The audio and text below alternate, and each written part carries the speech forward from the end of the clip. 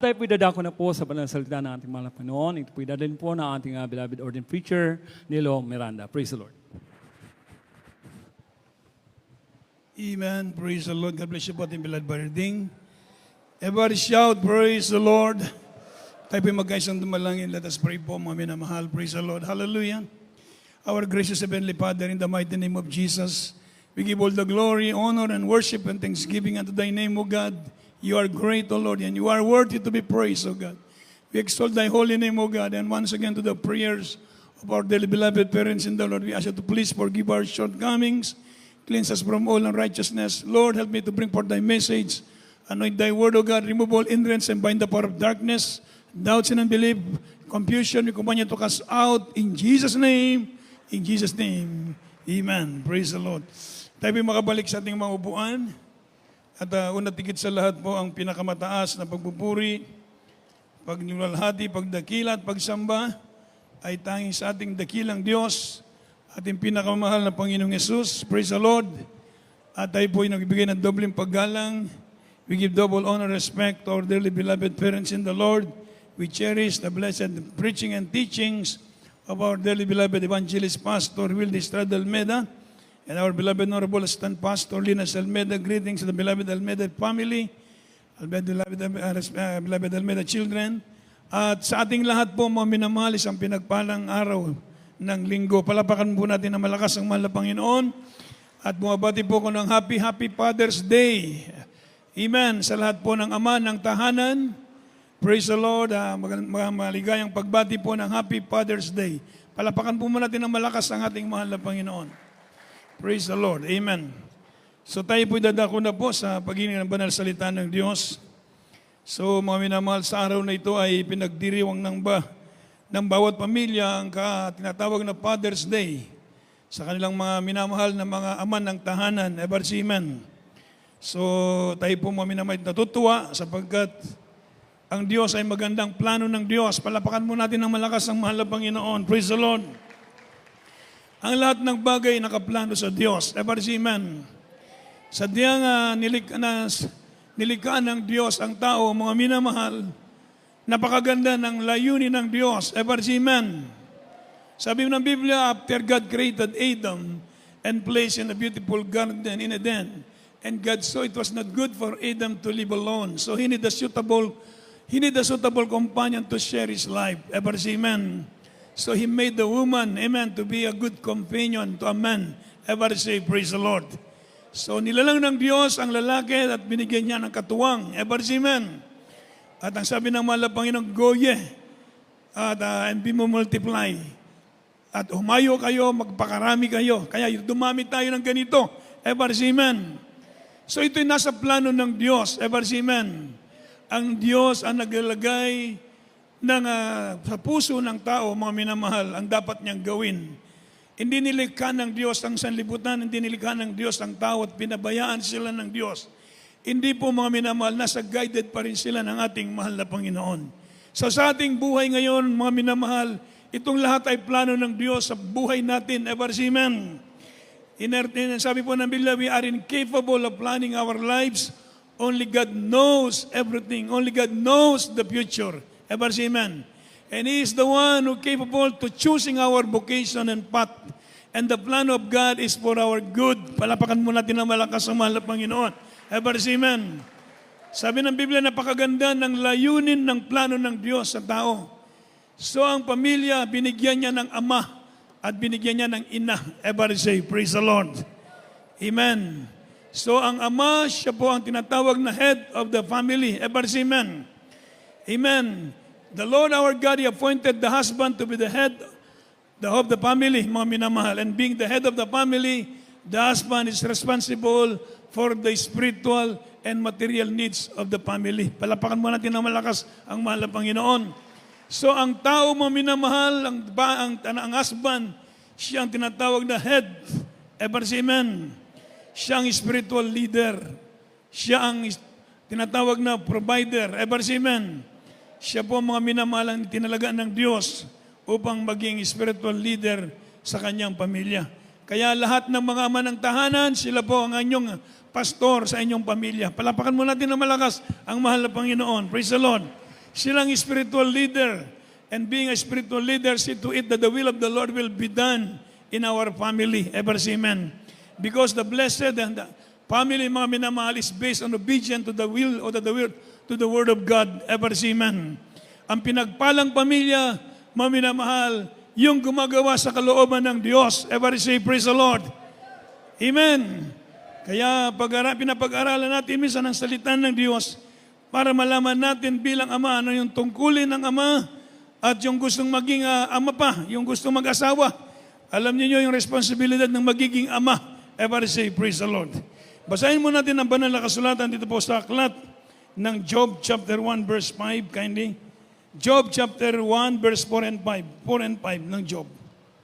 Ang aklat ni Job, Kapitulo 1, talatay 5. At ang yari ng makaraan ang mga kaarawan ng kanilang pagpipista, na si Job ay nagsugo at pinagbanal sila at bumagong maaga sa kinamagahan at naghandog ng mga handog na susunugin ay sa bilang nilang lahat. Sapagkat sinabi ni Job, marahil ang aking mga anak ay nangagkasala at itinakwil ang Diyos sa kanilang mga puso. Ganito ang ginawa ni Job na palagi. Everybody shout, praise the Lord. Sa verse 4, mga minamahal, napakaganda ng talatang ito, everybody say amen. Si Job, mga minamahal, siya po ay mayaman sa kanyang lupain, sa lugar ng Us.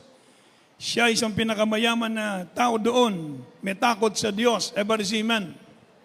So mga minamahal, isang araw, sabi ng banal na kasulatan, at ang kanyang mga anak ay nagsiyaon at nagsipagdaos ng kapistahan sa bahay ng bawat isa sa kanya-kanyang kaarawan at sila nangagsugo at ipinatawag ang kanilang 3 kapatid na babae upang magsikain at magsiinom na kasalo nila. In verse 5, sa ating nabasa, ang sabi po ng Biblia, subalit si Job, mga minamahal, sa verse 5, mga minamahal, si Job, mga minamahal, ay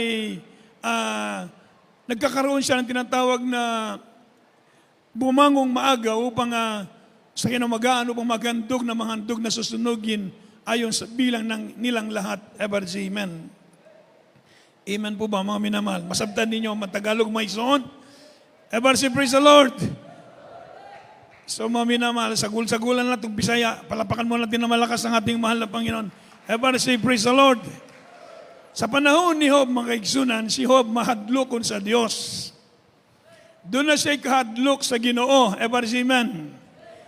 Apan si Job, at doon na siya paglantaw sa iyang pamilya, na mga kaigsuunan, siya ang tinawag na spiritual leader sa iyang paminimalay. Ever say amen. Ang iyang gibuhat, mga minamahal, maghalad siya sa Diyos para sa iyang mga anak kay base, nakalimot ang iyang mga anak, nagpakasala sila. Ever say amen. Ever say amen. So, mao kini ang katungdanan sa usa ka godly parent o godly father. Ever say amen. O God-fearing father. Ever say amen. Siya mga minamahal ay nag-look out sa spiritual na panginabuhi sa iyang panimalay. Ever say amen. So being a father, mga minamahal, di lamang kita mga kaisunong mag-provide sa panginanglan sa atong pamilya sa material nga butang, ang pinakalabing importante ang ilang spiritual. Palapakan mo natin ng malakas ang mahal na Panginoon. Ever say amen. So akong usbon ng pinagkatungdanan sa usa ka amahan, mga igsoon, di lamang i-provide nato ang panginanglan sa iyang pamilya, sa iyang mga anak. Not only to provide the domestic needs of the family, not only to provide food, clothing, and shelter for the family, but see to it, mga minamahal, that the will of the Lord will be done in His family. Palapakan mo natin na malakas ang mahal na Panginoon, na ang iyang mga anak, mga minamahal, si Job, nag-ampo na siya sa Diyos. Kadlawon pa, nag-ampo na si Job, naghalad na siya sa Ginoo. Naghatag na siya pangamuyo sa Diyos para sa iyang mga anak. Everybody say, praise the Lord. Amen. Kay base ang iyang mga anak makalimot sa kasuguan sa Diyos, magpakasala sila. So nag-una na siya, ingon ana diay ang katungdanan sa usa ka amahan. Everybody say, praise the Lord. Ang usa ka amahan, magmatakag kadlawon, magmatakag sa iyo, mga muyo ka sa Diyos, para sa imong mga anak. Everybody say amen. Amen po ba, mga migson? Sama sa panahon ni Job, sa panahon ni Noah, si Noah mga kaigsunan, makasasala ang mga tao kanya to sa panahon ni Noah. Mga minahal. O ingon sa Biblia, nagbaso lang Diyos, nagibuhat niyang tao. O ingon sa Ginoo, laglago niya ang mga tao tungod sa ilang kasalanan. Apan si Noah nakakaplag sa kahimuot sa mata sa Diyos. Tungod si Noah, mahadlokon sa Diyos, mahadlokon si Noah sa Ginoo, Amen. Nagbuhat siya sa kabubuton sa Diyos, ug mapinaagi niya na maigsoon, naluwas si Noah uban sa iyang pamilya. Palapakan mo natin na malakas ang ating mahal na Panginoon. Amen. So mga minamahal, mao kini ang tinatawag na responsibilidad ng usa ka amahan. Amen. Di lamang ingon nga, paeskwelaon ng mga anak, pakanuon ng mga anak, dili lamang ingon mga minamahal, i-provide ang Panginoon sa ilang Panginoon buhi. Ang importante, mga kaisunong ko, ang spiritual. Amen. Kay sila, muawat sila, ang imong mga anak, muawat sila nimo. Palapakan mo natin ng malakas ang ating mahal na Panginoon. Walaing awato ng anak, kundi ang amahan. Palapakan mo natin ng malakas ang mahal na Panginoon. Everybody shout, praise the Lord. So, mga minamahal, praise the Lord. Everybody say amen. So, maukinin, sabi po ng Biblia, as godly parent, Job was deeply concerned for the spiritual welfare of his children. He watched their conduct and lifestyle. Mga minamahal, praying to God that they would be kept from evil and would experience God's blessing and salvation. Everybody say amen. So bugat kaya diyan kining katungdanan sa usa ka amahan. Kaya kung magminyo mo, una-unahan pa nga permit, maghuna-huna pa mo. Dagkang kayo mong una-hunahon, amen. Amen. Importante ang spiritual para sa atong pamilya. Kay mo na'y pinakabugat sa tanan, mga igsoon. Pinakabugat na responsibilidad sa usa ka amahan, ang spiritual nga bahin para sa kayang maanak. Amen. Amen. Di lamang kita magpatulog singot para mabuhi ang atong pamilya. Kinalang paningwaw nato ang kabubuton sa Dios matuman diha sa atong panimalay aron mapanalanginan kamong tanan. Palapakan natin ng malakas ang ating mahal na Panginoon. Everybody say, praise the Lord. First Chronicles chapter 29 verse 19. Unang Chronicles 29:19. Kindly. Dito po sa aklat ng unang Kronika, Kapitulo 29, talatay 19.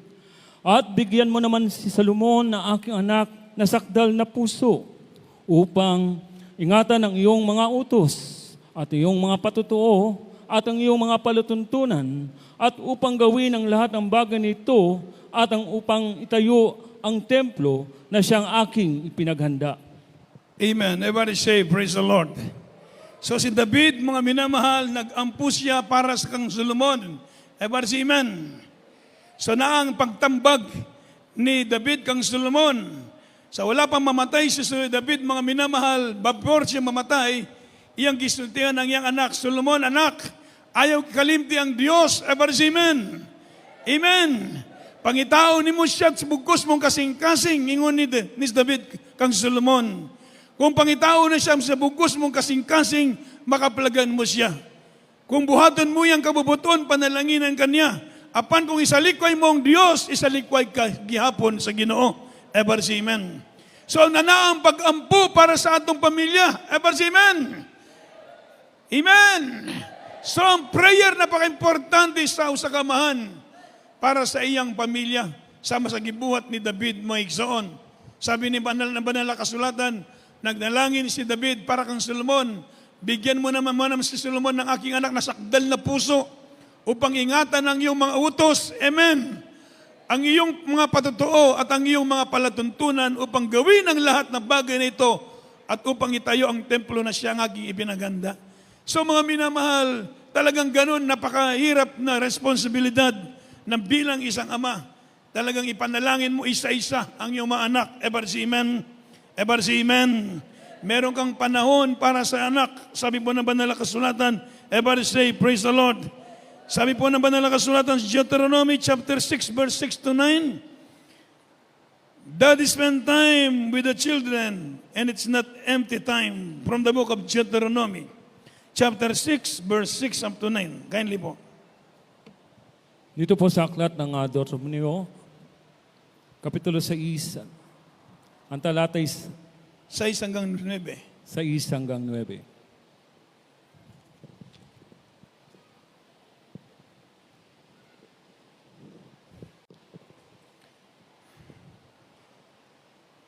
Ang sabi po dito, mga minamahal, at ang mga salitang ito na aking inuutos sa iyo sa araw na ito ay isa sa iyong puso at iyong ituturo ng buong sikap sa iyong mga anak at iyong sasalitain tungkol sa kanila pagka ikaw ay nakaupo sa iyong bahay at pagka ikaw ay lumakad sa daan at pagka ikaw ay nahihiga at pagka ikaw ay bumabangon at iyong itatali na pinakatanda sa iyong kamay at mga magiging pinakatali sa iyong noo. Sa 9, at iyong isusulat sa itaas ng pintuan ng iyong bahay at sa iyong mga pintuang daan. Every shout, praise the Lord.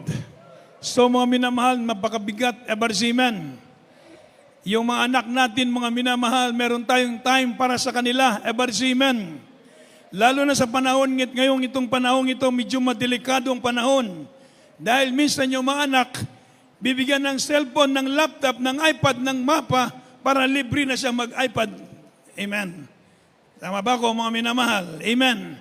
So tagsa na sila ka iPad. Wala na panahon. So mga minamahal, napaka-delikado. Ever say, praise the Lord. Amen. Tama ba ko, mga minamahal? So ito nangyayari ngayon, mga kapatid. Pero ang salita ng Diyos hindi magbabago. Ang sabi ng banal na kasulatan, sa verse sa ating nabasa, inuutos ng Diyos ito para sa iyo na ituturo ng buong sikap sa iyong mga anak at iyong sasalitain tungkol sa kanila pagka ikaw ay nakaupo sa iyong bahay. Ever amen. At pagka ikaw ay lumalakad sa daan at pagka ikaw ay nahiga at pagka ikaw ay bumabangon, ituro mo raw sa iyong mga anak, meron kang time para sa iyong mga anak. Palapakan mo natin ng malakas ang mahal na Panginoon. Ituro mo ang kalooban ng Diyos, ang salita ng Diyos. Ever amen. Amen. Ano ba sabi ng verse 8, mga minamahal? Sa verse 8, praise the Lord. Mga minamahal, praise the Lord. At iyong itatali na pinakatanda sa iyong kamay at ang mga magiging pinakatali sa iyong noo. Ganon kahigpit, mga minamahal, ipinagbilin ng Diyos para sa mga ama ang kahalagaan ng espiritual na ipagtuturo para sa mga anak. Ever say amen. Hindi po, mga minamahal, panahon ngayon, yung mga anak bibigyan ng iPad, bibigyan ng cellphone ng magulang. Para dito yung anak, sige, maghapon na siyang nagsiselfone. Walang natutuhan. Ever say, praise the Lord. Libre yung ama, libre yung anak, pero nawala ang espiritual na bagay. Palapakan mo natin na malakas ang ating mahal na Panginoon. Ever say, praise the Lord. So ibig sabihin, mga minamahal, the scriptures are clear that dad must be engaged their children in the kind of deep, here, mga minamahal, na the conversation that impart, make that facts that teach them. Ever say amen. So, kinakailangan pala magkaroon tayo ng panahon para sa ating mga anak. Kaya kung gusto niyo maging ama, kung gusto niyo mag-asawa, tandaan ninyo itong mga pag-aaral na ito. Ever say amen. Ito ang i-apply ninyo para sa inyong mga anak. Ever say praise the Lord. Minsan nasa bahay, hindi nag-uusap, nandoon naka-cellphone lahat. Di ba, mga minamahal? Di ba? Pag tinawagan mo yung anak, hindi nakikinig. Pag tinawagan mo sa cellphone, sasagot. Tama ba ko? Amen. Sabi ng aking kapatid, mo minamahal yung anak ko. Pag tinawagan mo, hindi sumasagot. Pero pag tinawagan mo sa cellphone, sasagot. Nandun pala, nakapokus pala sa cellphone. Mga kapatid, mga minamahal, ito yung nangyayari sa panahon ngayon.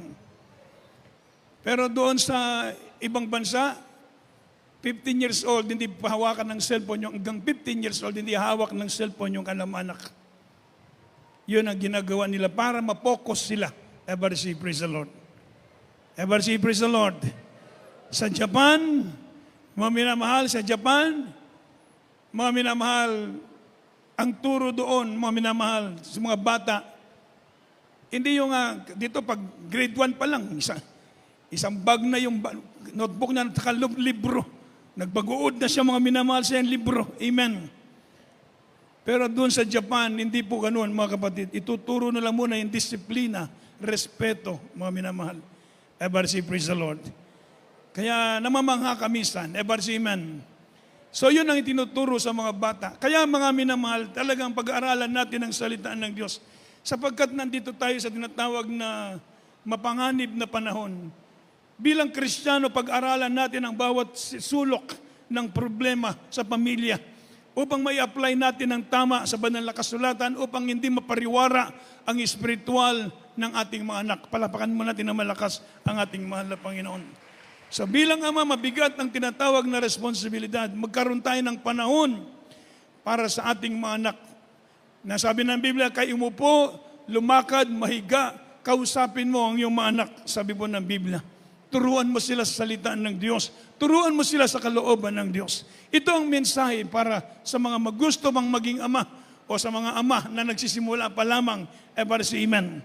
Kung meron pa kayong ama ngayon, mapalad kayo, palapakan mo natin ng malakas ang ating mahal na Panginoon. Father's Day ngayon, ever si amen. Amen. So pagkatapos ng simba, i-treat nyo yung mga father. Amen.